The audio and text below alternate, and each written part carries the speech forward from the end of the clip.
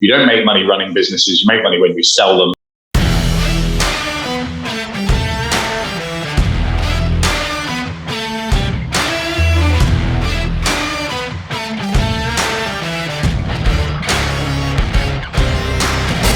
Hey, welcome back to All In with Rick Jordan. What's shaking? I am Rick Jordan, and today we're going to talk to this guy who is the founder of the Harbour Club.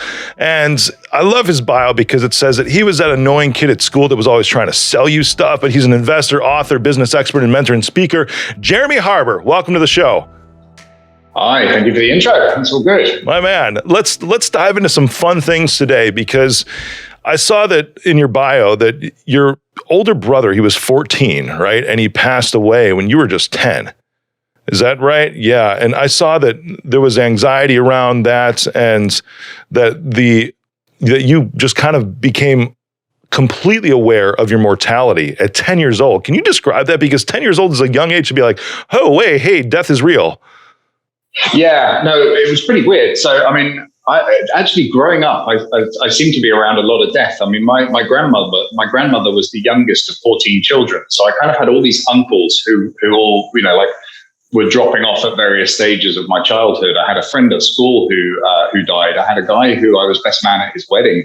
And a year or 2 years later, he died. And, but my brother, was when I was 10 years old, he was 14. And you know what young kids are like? You're fighting all the time. So kind of you love your brother, but your memories of the fights you had, which is like a horrible kind of those regrets of the last moments you spent together. You're probably fighting. I was 5 and 6 years older than my brother and sister, but they were only 13 months apart. So they were 10 and 11 when my dad passed. But I remember as they were growing up, man, they were always at each other's throats. I mean, sometimes like fist fights, dude.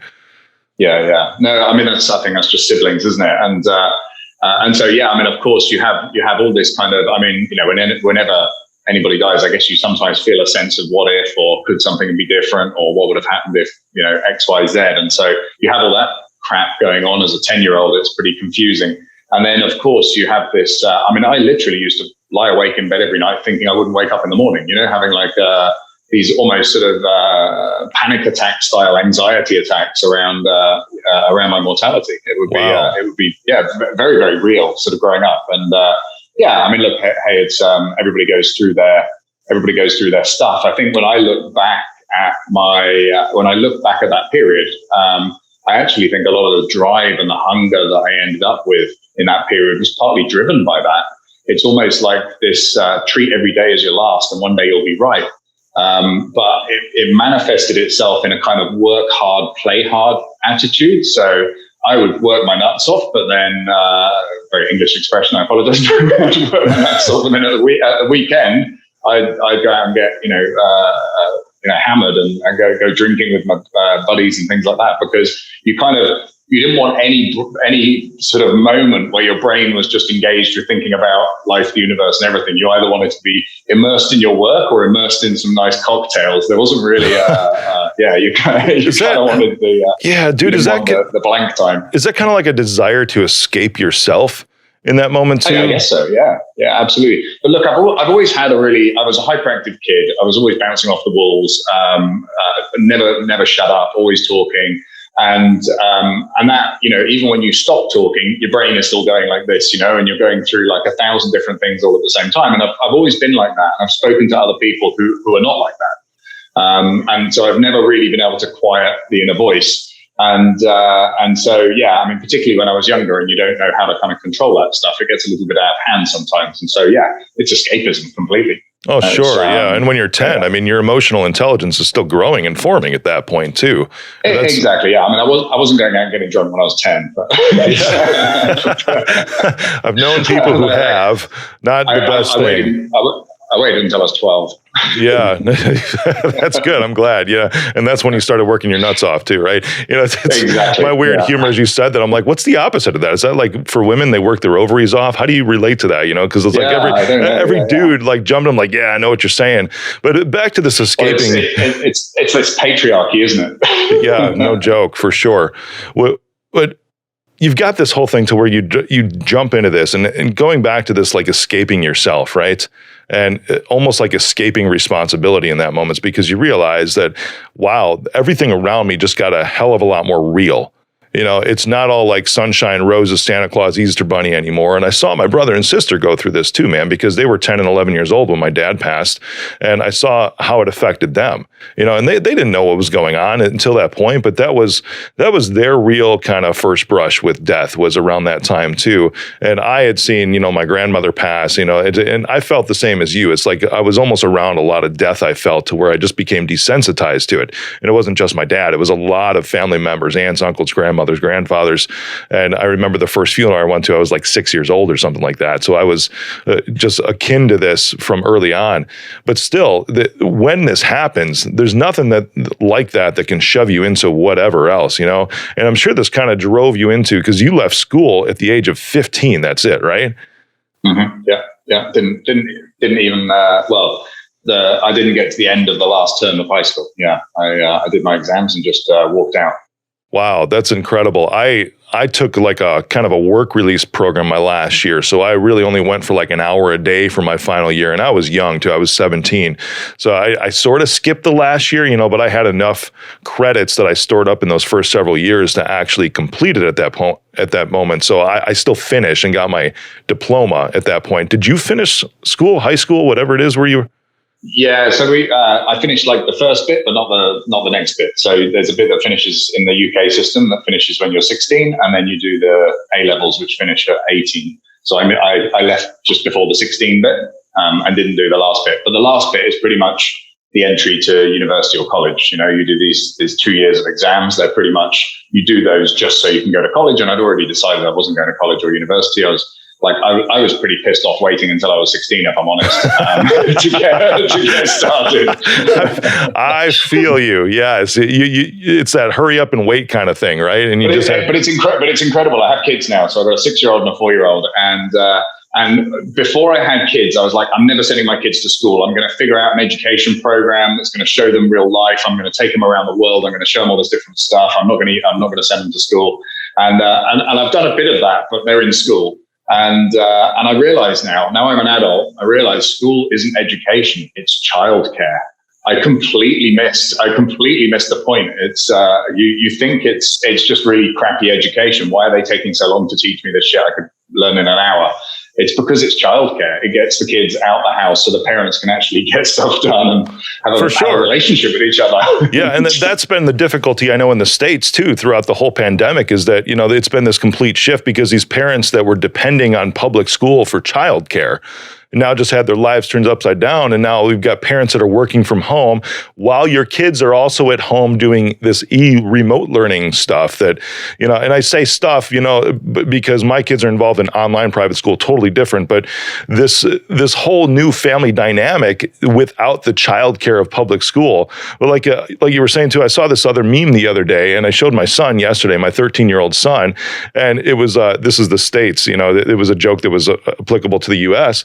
And it said me, you know, Colin, it was, hey, you know, how do I do my taxes? And then the response is from public school, shut the fuck up and square dance. Yeah. it's like, but to your point, that's the whole thing, is that, you know, what is school really teaching? Yeah, exactly. Yeah. And I remember going through. So here's a fascinating one. So this time last year, my kids were in school in Singapore learning English and Mandarin. 6 months ago, they were in school in Ukraine learning English and Russian. And now they're in school in Dubai in the United Arab Emirates learning English and Arabic. All British school systems.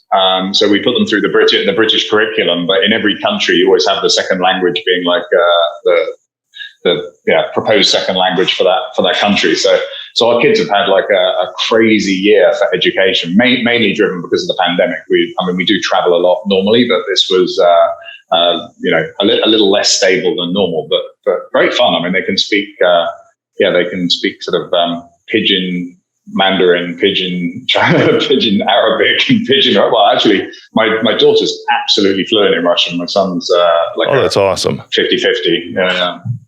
Yeah. Now, here's everybody listening is thinking, because we're talking about public school too. You and I were both in that. You and I both did not like it.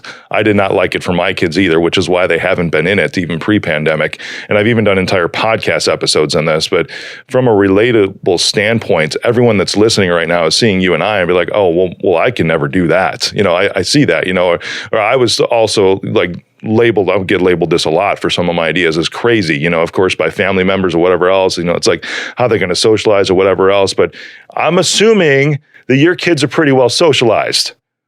They're off the charts. I mean, the problem is they're a bit overconfident because, so my daughter, by her first birthday, had been on 55 flights.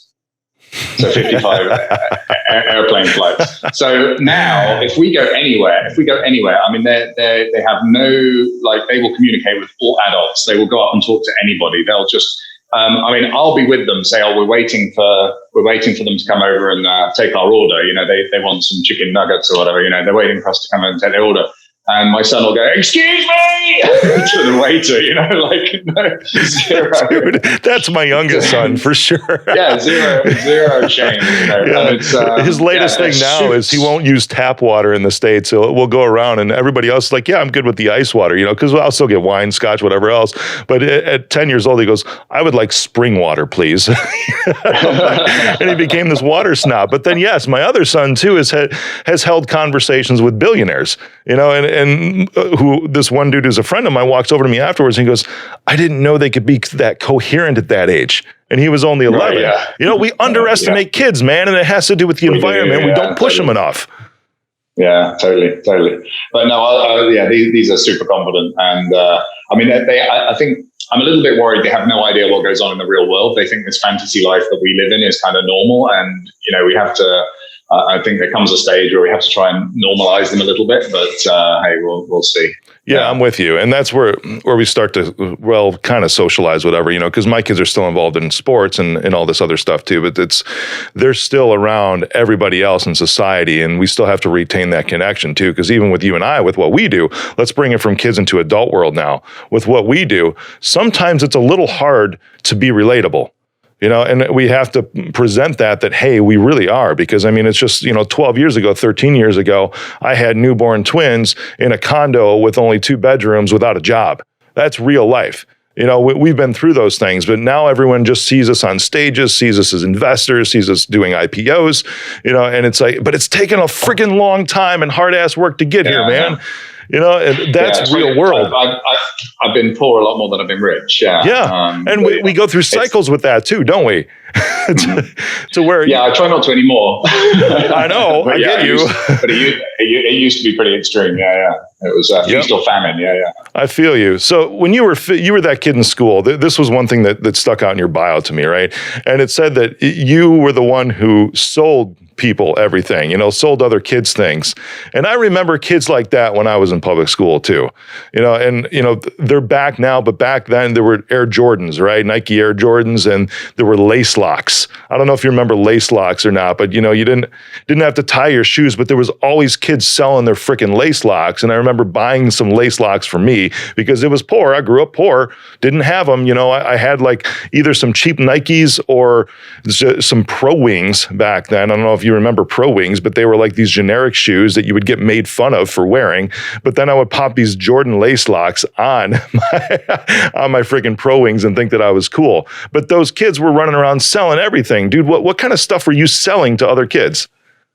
So a lot of it was like candy, and actually a lot of jewelry that was against the school rules. So when I was at school, there was like a big craze around like kind of gothic jewelry, the big skulls and the kind of like slightly dark kind of, I guess you'd call it like emo stuff now, but like back then it was, I guess, gothic.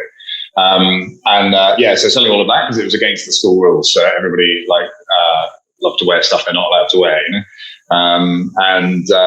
just anything that I could buy for $1 and sell for $3, basically. That's awesome. And then you started a market stall, right? What exactly is a market stall? Is that just like a booth at a... literally. These outdoor markets, like a farmer's market kind of thing. Gotcha. Okay. Yeah. It's sort of like a flea market, we would call them. Not just fruit and vegetables. Yeah. Gotcha. Not just fruit and vegetables, but selling everything. So gotcha. I used to have a store there selling watches and jewelry. And that was at 15 or 16? Yeah, earlier than that, I think like 13 or 14. And I left school at 15 to kind of pursue that business because I'd started the stock parcels that I was buying. I'd started buying those and then selling them to other market traders. So I'd have my market store, but I was also a wholesaler to lots of other market traders. Because if you bought enough bulk, you could get it much cheaper, and then you sell half of it so that you're not overstocked, and then you sell the other half on your own store. So you moved up the supply chain then a couple levels too. Yeah, basically. Yeah. I figured out that if I wanted a better price, I had to get more of them, and if I could lay some of that stock off to someone else, I got the better price. Yeah, no kidding. That's phenomenal. You've gotten into mergers and acquisitions too, right? How did that come about? Yeah. It's just straight. It didn't come straight from the market trading. I know. That's why I'm looking at my questions in front of me, right? You know, it's like, where was the transition?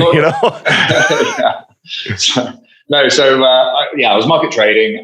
It got into kind of just buying and selling anything I could lay my hands on. I was buying and selling video games, fruit machines, and pinball machines, and pool tables, and all sorts of things. And I ended up buying an amusement arcade when I was about 18 years old.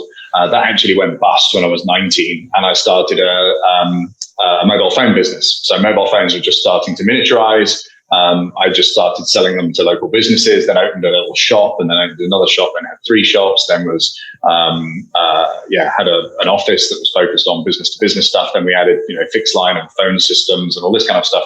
And anyway, we grew really quickly, and that market exploded into a million different suppliers and then consolidated really, really quickly into a few big ones. And when it was going through that rapid consolidation phase, I found that I was having meetings every week with people that were trying to consolidate the market, because obviously we were like £1 million, like $1.5 million of revenue a year, something like that. And we were 2 years old, maybe 3 years old. And so we wouldn't be bought by one of these big companies, but there were lots of other people that were mopping up lots of guys like us to sell to those bigger companies. And so I started having meetings with all these people that were trying to buy me. And obviously up until then, everything I'd understood about business was making sure that you bought right, getting in for as low a cost as possible, sales and marketing. And for me, that was business, and as I've grown the telecoms company, I started to realize that leadership and management kind of come into it, and that they're a bit important. So all the books I read, all of the seminars I went to, everything I studied was sales, marketing, management, all those kind of areas. And all of a sudden, there's a guy sitting opposite me saying he's going to buy my company to create a group to sell to this other company. And I'm thinking, fuck, I don't know anything about this. This is a whole new world. And what was really interesting is the deal that he's putting to me is pretty much I get a share of the action, and he solves a bunch of problems for me now to help me scale quicker, so remove some of the obstacles from a cash flow perspective to help me scale.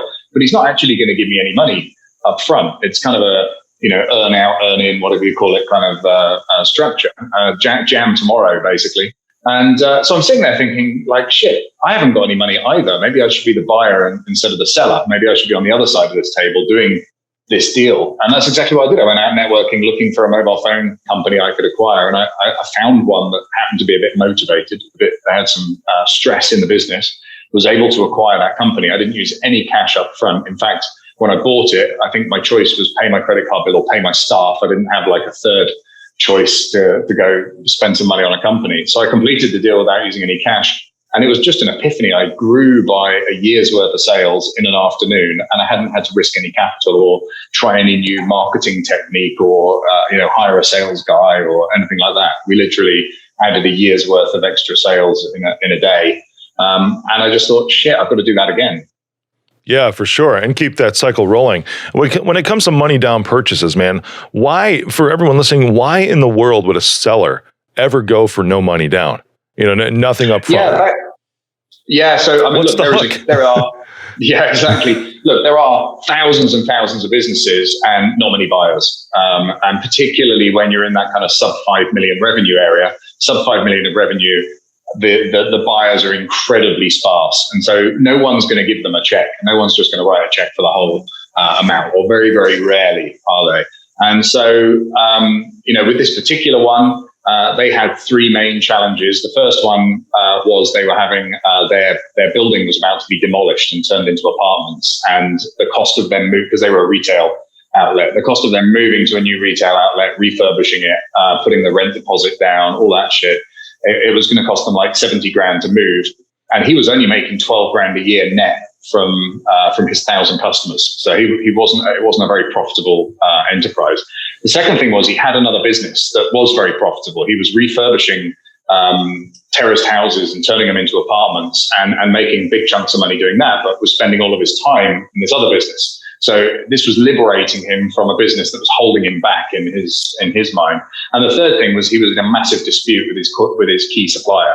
And this had been going on for a couple of years, and it was really grinding him down. It just made every day hard. He would pitch for a contract, win the contract, and then the supplier would change their mind about fulfilling. And so he'd end up looking stupid, and it was driving him crazy. And so basically, I offered to give him slightly more than a year's worth of earnings, but in a shorter space of time than a year, by simply transitioning all of his customers over to us and paying him out as we moved them over.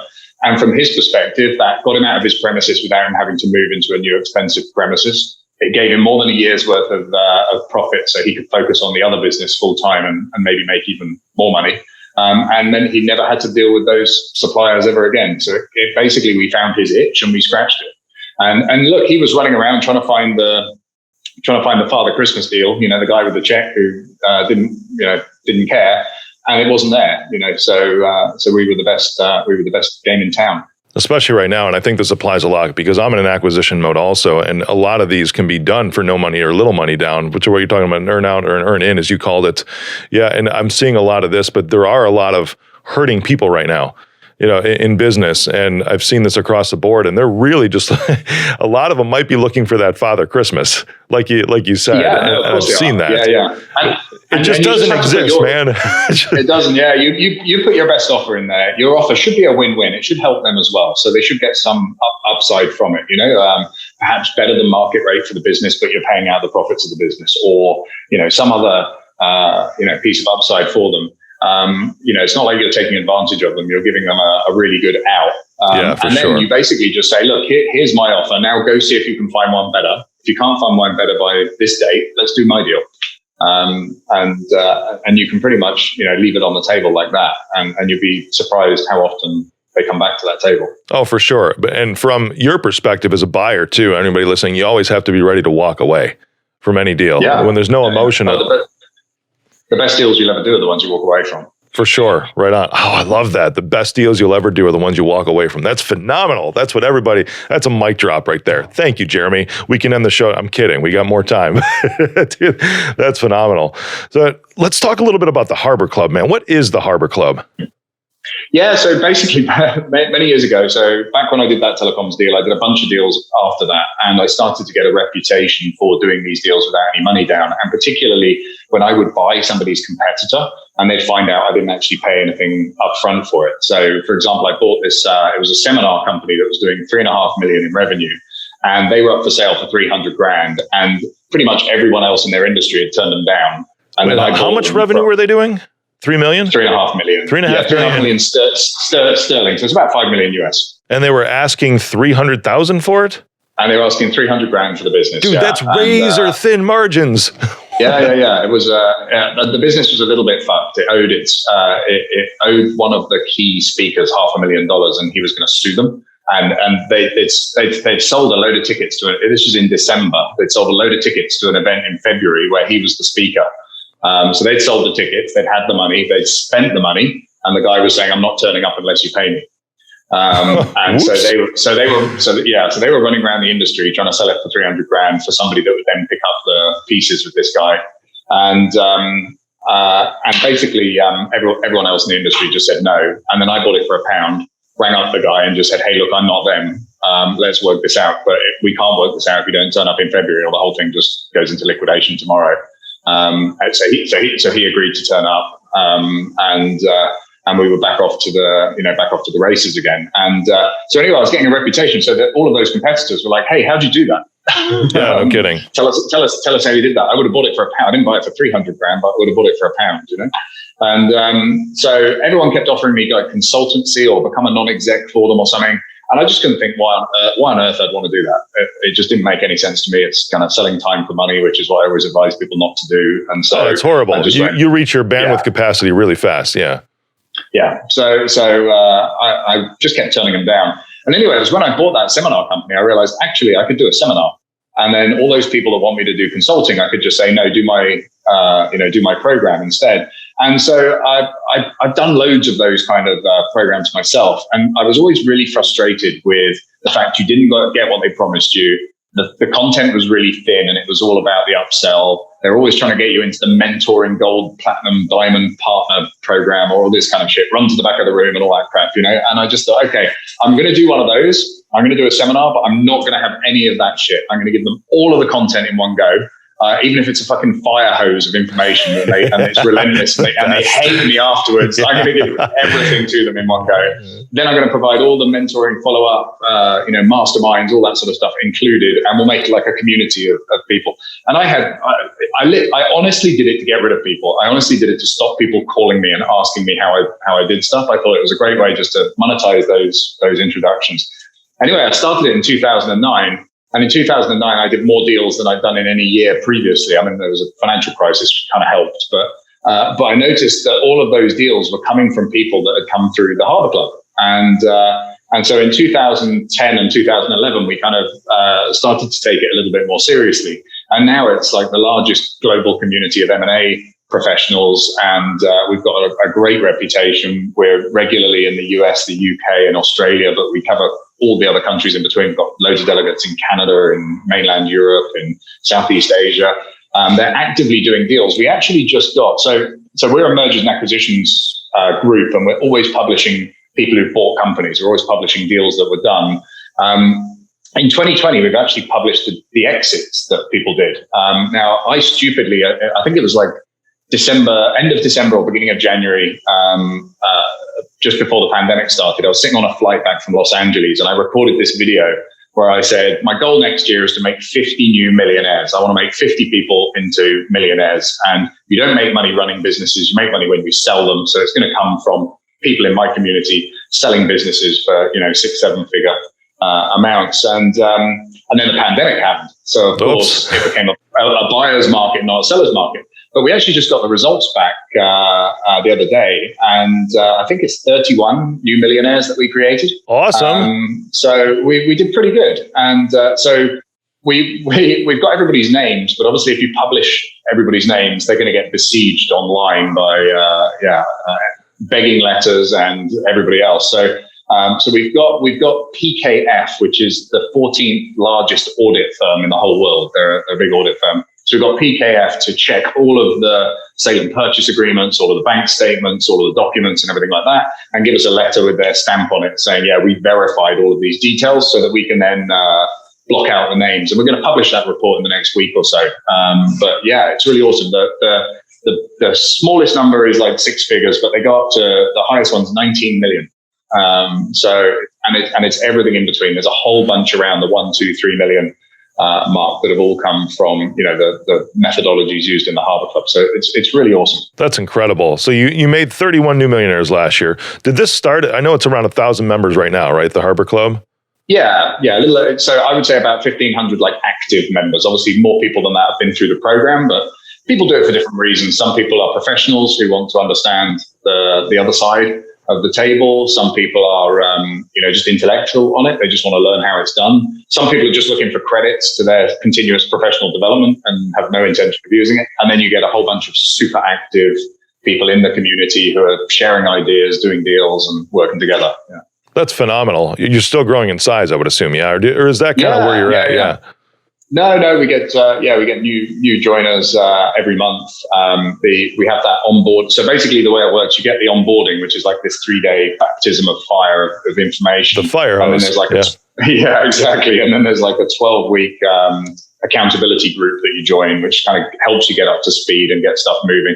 And I'm really available to them all the time. I mean, we have an app, an iOS and Android app that they join, and everybody's very active in there sharing.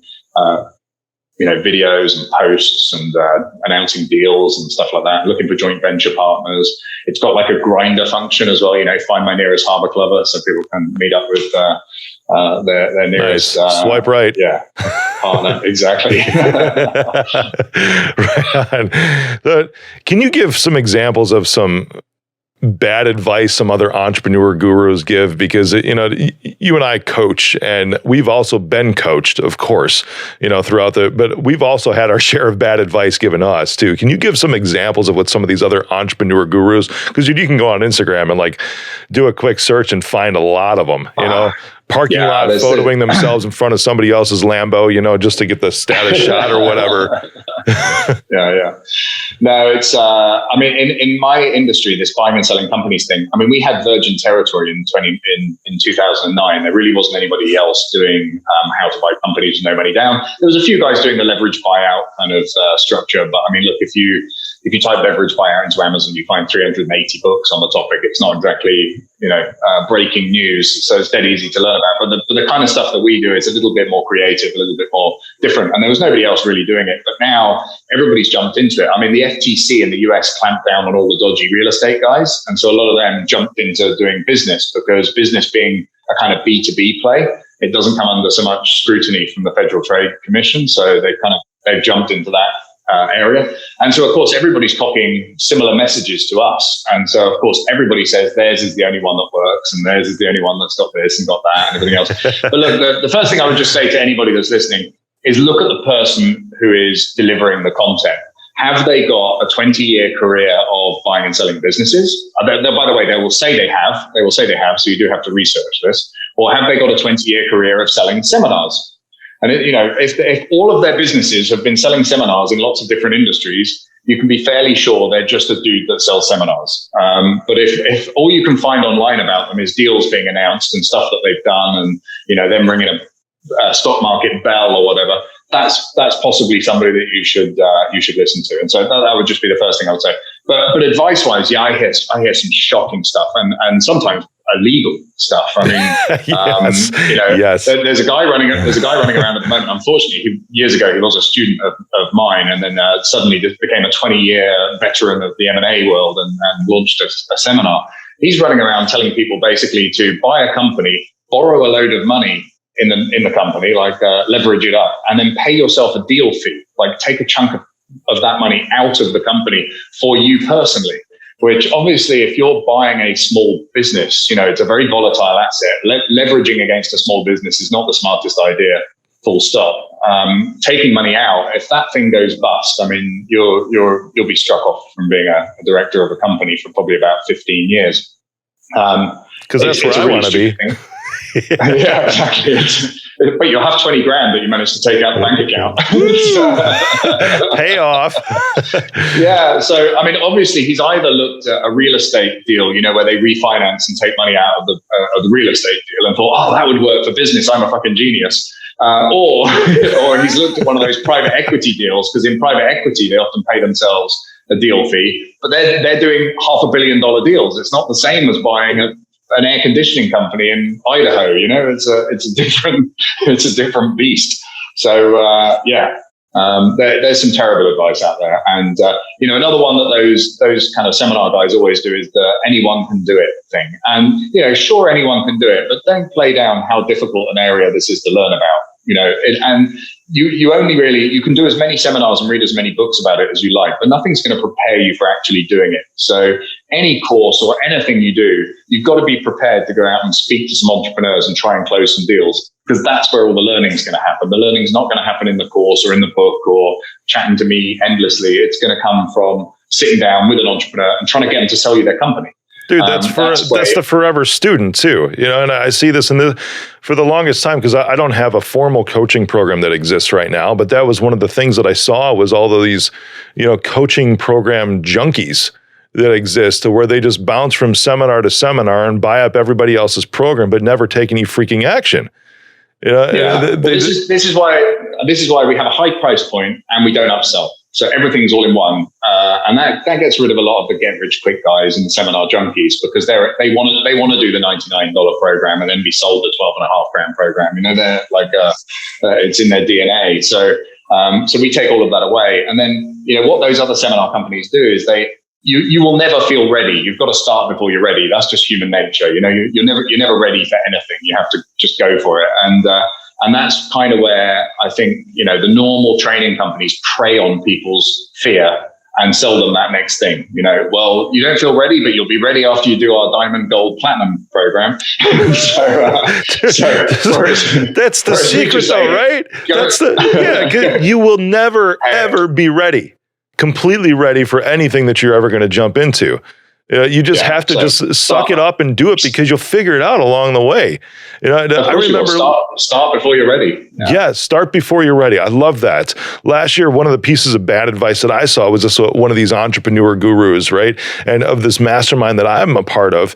And they brought him on. He's going through the stuff. It's like, here's what we have to do. This was like April or May, and it was like doom and gloom. You thought the world was ending, man. And a lot of people did around that time, to be fair, but everything was like, don't do deals, save all your cash, just pull back. I was like, this is the most depressing thing I've ever watched, and if I didn't just dive in threefold from what I was doing before, I wouldn't have an IPO coming up in the next 3 months. If I would have just sat and just wait and watch and observe, the timing is now. And here's the real secret. I'm sure you know this too, Jeremy. The timing is always now. It's never time to just sit back on your ass and do nothing. Yeah, absolutely. I couldn't agree more. I mean, it's when I actually had like a bit of pandemic guilt, because the pandemic broke out. Everybody's locked at home. I was with my family traveling, and we were jumping from country to country that didn't have a lockdown. And we're lucky we have our own aeroplane. We have disposable money, so we could just keep moving. And we actually ended up in Dubai in United Arab Emirates and bought a house in the marina in December. And we've been here since December. So, because it's open. In the summer, we were in Turkey, we were in Montenegro, we were in Ukraine, we were in Spain, we were in Austria. And we just kept moving around from place to place. Every time one locked down, we would just figure out where's open and go fly there. I'm really glad that I was able to do that for my family and for myself as well. And carry on. The great thing about doing deals, you do them on Zoom. I don't care if I do them on Zoom in, Ukraine or Dubai or Singapore or wherever. So, that ultimate freedom that doing deals suddenly gives you is fantastic. And I feel a bit guilty because I can see, the harrowing times some people have been through, and particularly businesses. I mean, what's happened to businesses has been so arbitrary. You've got some businesses that are just wiped out because of it, and others that are just booming because of it. And it really was just like Thanos snapping his fingers, and half of them fucking disappeared. That's exactly it. Yeah, for no apparent reason. And it was just like, okay, it's just going to be this random thing. You know what? This one doesn't look good, so I'll just choose them just because I don't feel like going out to dinner for the next 3 months. Whatever. It's kind of. I mean, it was the weirdest. I mean, I've been through a lot of recessions because I've been in business since I was, since I was crawling. And so I remember the 1987 crisis, the 92 crisis, the debt crisis, the European crash, all of these different, the dot-com crash, all of these different 9/11, all of those things that all had a big impact on business. This is the first time I can ever think when we decided to switch off the economy. I mean, we had an economy, if you think about it, we had 10 years of kind of stagnating growth. It was really, it was quite slow growth for the last 10 years, but it was growth. We were moving forwards. And then just as it looked like it was picking up, they literally just switched the whole thing off. It's the weirdest thing ever. In my daily discover from the Wall Street Journal this morning, I was looking at, that analysts are now expecting the economy to grow in the U.S. anyways about 6.4% this year. And they were saying it is really awesome. And they said that's up for their previous, target that they were looking at for 3.7%. But then I'm looking like, what is that relative to? Is that relative to last year? I mean, it's great. Just like you said, I'm like, woo, it's really exciting, especially. But it's a low baseline. Yes, for sure. And but that was my thought. It was like looking over the past decade, it's like we were edging up year over year ever since 2007, 2008, and now, we had this huge just plummet, and now they're saying 6.7%. Awesome. That's great. We can keep moving forward again. I I had $1 in my bank account. I've now got $1,000. Isn't that amazing? It's 1,000%. No doubt, my man. That's incredible. Well, I appreciate you, my man, because I'm looking at you and everything you're saying. You know, I see a lot of, I look up to you and I admire you, you know, in what you're saying today. And I see where you're at is hopefully where I'm going to be in the next 10 years too. And this overwhelming thought just kind of kept coming into my head because, like you said, you've been at this for a long time at this point. I've been at this for maybe about half that period of time, you know, and I still have some ways to go before I'm able to just have my own jet, you know, but that's in the plan because even with the public company board, I'm like, this is what I need. And like, yes, that's what you need, Rick, because of time. They're like, anything else that just protects your time, or if it's an income producing asset, go for it. We don't care what you do. And I'm like, great, that's awesome. But that's still a couple of years away for me, but I really see this time span that you've had and what everybody I feel forgets when they see us, and this is kind of bookending this, is that there's been a lot of losses along both of our paths so far, and I know I'm still going to experience more coming up in the future, but there are way more lessons in the losses than there are the wins. And that's the only way that we can keep moving up, man. Yeah, and can I just add one bit to Please. that? I think that's really important for people, which is, it takes a lot longer than you think. Everything you think you can achieve in a year takes 10 years, and but don't let that slow you down. Still make 1 year plans, and okay, it might take 10 years to deliver them. But also, you know, focus on asymmetric risk. So the thing I love about buying businesses that are limited in liability is that if you can get in for $0 and you have the potential of upside, the downside is protected and you only have room for upside. Where I made most of my mistakes in the past was taking too much risk on. As an entrepreneur, every deal I did, I bet the farm, you know, personal guarantees, borrowing money, all of those kind of things. And that's always where I came unstuck. And now I always focus on asymmetric risk. What can I do to cover the downside so that I only leave room for upside? And that's really the game changer, because then you can lose 100 times and win once and still be in front. Yeah, for sure, my man. I love that too. If I could ask you one final question before we sign off today, what do you believe are the lessons that, you know, generation X, Y, and Z have to learn right now? You know, because there's like this impending depression, right, that we feel that is here. We know that the economy is still ticking up, but let's be real. There's a greater separation of classes. So even though the economy overall is ticking up, what I can see anyways, that there's a greater separation of income classes that's taking place right now, because there are those that are jumping on and can see these things. But how do you make that leap, right, for the Gen X, Y, and Z over to the class that can continue to accelerate? Yeah, so look, I mean, salary is like heroin. You know, everybody used to have a job because that was the secure form of income. And actually, it's no more secure than fending for yourself. So take self-responsibility in whatever you do. You're responsible. It comes down to you, whether it's good or bad. The Italians have the expression that the fish stinks from the head down. And so, you know, it really does come from you. And taking that self-responsibility is really, really important. Not relying on a government, not relying on, you know, parents, not relying on anyone else for handouts. Make sure that you've got yourself sorted. If you were one of the people that when you came into the pandemic, 3 weeks in, you were, you'd run out of money or you were scraping around, you should take that as a positive. That should be a wake-up call. That should be a great lesson for you to make sure that you're never in that position ever again, and go out and learn the tools that you need to go and make sure that doesn't happen again.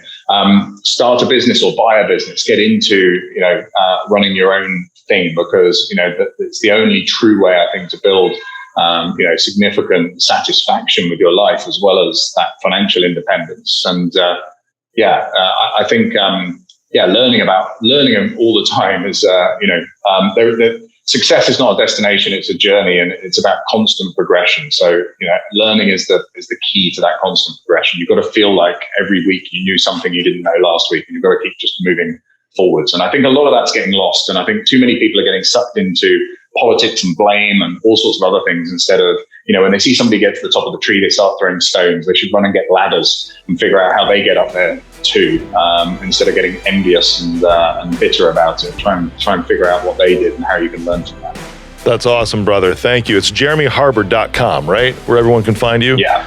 Harbour spelled the English one. Yeah. B-O-U-R at the end. Harbour. That's amazing. Everyone, Jeremy Harbour just dropping the mic today. Thank you, brother, for being on. I appreciate you. Much appreciated. Thank you for having me. What's shaking? Thank you for joining me on the All In Podcast. Click the subscribe button and smash that bell for notifications. Text me, 312-535-8520. Follow me on social media at Mr. Rick Jordan. See you next episode. I am Rick Jordan, and I approve this message.